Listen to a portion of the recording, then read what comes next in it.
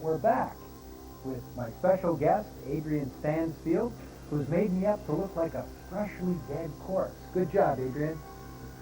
And I'll tell you, watching the end of that film with all them corpses running around, I would have guessed that, yep, Peter Jackson is the man to trust with a $240 million budget for the live-action Lord of the Rings trilogy. But you know, Lord of the Rings wasn't the first big project to be offered to Peter Jackson after Dead Alive. He was offered the job of writing and directing the infamous Jason versus Freddy movie, but he had to decline because he was too busy with other projects. Can you imagine if he took the job of writing and directing Jason versus Freddy, and then they offered him Lord of the Rings, and he said, I'm sorry, I can't do the Lord of the Rings, I'm busy doing my opus, Jason versus Freddy.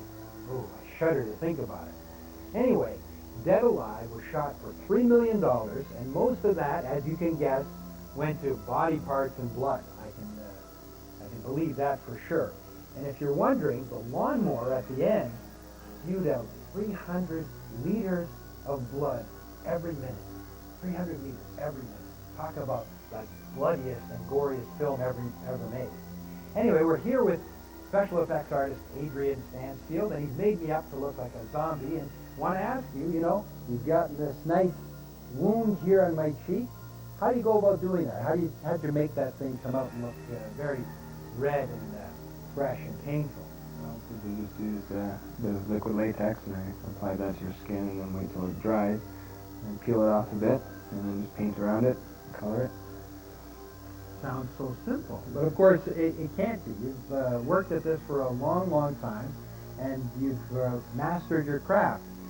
In a movie like we saw tonight, where there's 30 or 40 or 50 zombies, there must be a lot of pressure on the effects artists to come up with these make up these zombies and send them out in like a assembly line fashion. Is that right? Yeah, it's pretty brutal. A lot of the time they'll have 2 or 3 artists, sometimes on one zombie.